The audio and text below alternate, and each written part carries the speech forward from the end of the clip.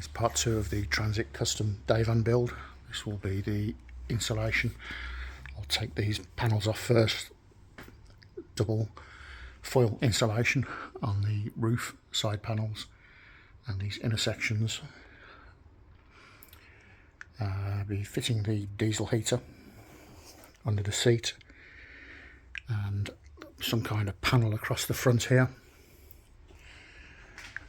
The pine clad roof, plywood floor I'm putting down after the insulation.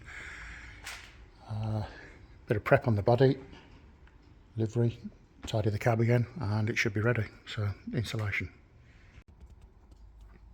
Okay, that's a foil insulation. Doesn't look much, but it does make a big difference when you've got that in a van. And I buy that in, I think it's 50-metre rolls. Just put it in all the usual places. I used to put recycled bottle cap stuff in, but I've kind of gone off that. Does it make a difference? I don't know. You've got flicker. You've got loads of windows in a van. The problem is with it, if it drops, it's in the well, and it normally it will go rusty.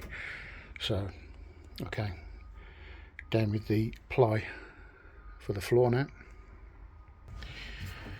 And just to show it's not all plain sailing in the YouTube world, and brought my car in for the first time today and managed to open the door a bit too quick. What a perfect place to park. It's cost me another 40-50 quid. Yay, everything's perfect in the world of YouTube and videos and business. I'll keep it transparent. So yeah, back onto the lovely stuff. Arches. I'm going to go over the arches with this stuff, and that's it, and then I'll put the floor down. That is the wheel arches done. So tidy up my crud and then go for the floor down. Okay, adding the first sheet of ply now. I've worked this one out. That's the angle for that. I'll use a measure jig and a profile tool. It's pretty straightforward. And then from the edges come out with a ruler, and you can measure this with the profiler. That's what I like to call a guess tool. Looks about right, cut it. Normally get it right though. I've used these before normally on profiling the edges for the fitting the shelf into a camper van. They're good, cheap, and they work really well. And when you get it wrong, but you don't include that. Okay, cut this to here. Obviously you've got to get to your spare and the door shut. What I'll do with that is I'll either put plastic there, stone chip paint, or carpet, obviously leaving the piece there. May even put another piece of ply across there, cut out, not too sure, but for now this one only came to, it actually comes to here, the 2.4 metres.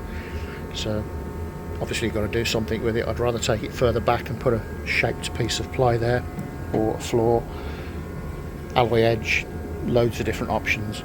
So cut that, get that piece in, cut the other piece to the, obviously to the back and wherever this lands, and then again profile that into that thing, wheel arch.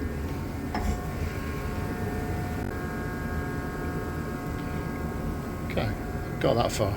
So a good tip is to charge the batteries before you open the doors of the unit. Pull the plank out so you can cut it and then run out of charge. So yeah, proper bonehead of the day today. And that's the right section over there on top of the other piece. So it's a mirror. That side is a mirror, or this side is a mirror of that side. So basically mark out this. And the only other thing I may have to do is just take a slight nick out for these rubbers here. I'm pretty sure it'll come to about there. So cut that, flip that over, work out how far I need to go back, cut, and that's the floor in place, and then screw it down. Okay, that's the passenger side piece in. cut using the driver's side as a template. What I'll do now is I'll drop that piece on this, and where it overlaps, hang on, where it overlaps, kind of here somewhere, that's the line. I think that's a better idea than guessing it. Okay, that's the passenger side cut and in, driver's side cut in, and that's where my line will be for cutting. So mark it, flip that up, cut this, job done. Another great uneducated guess. That'll do. Right, let's get that cut.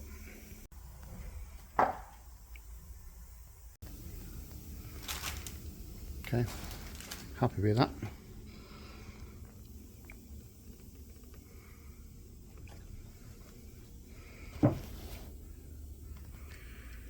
It's a nice neat joint. So I think what I'll do with that now is secure this floor and might shape a piece here, cut it out for the door shuts, and maybe just there clear that crud out, a bit of black paint on that, and then arch a piece of angle alloy there, based on there being enough clearance for the ply. Yeah, okay, right, secure that down. Okay, so now it's working out the ply panels. That's for the side door, that one goes there. Need to put a piece here, carpet the wheel arch. When it's in, I'll put a piece there, a thicker piece. I think it'll be the same for here. I've got the entire section for there, cut the hole out for the window obviously, and yeah, go from there. So let's get all these prepped and then start carpeting the pieces of ply. Okay, I've jumped ahead a bit there. So now carpeted, apart from the back doors, just run out of time today. Let's go around to the side door.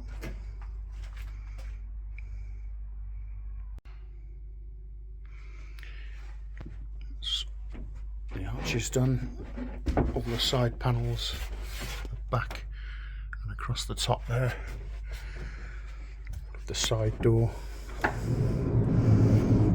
and window all done.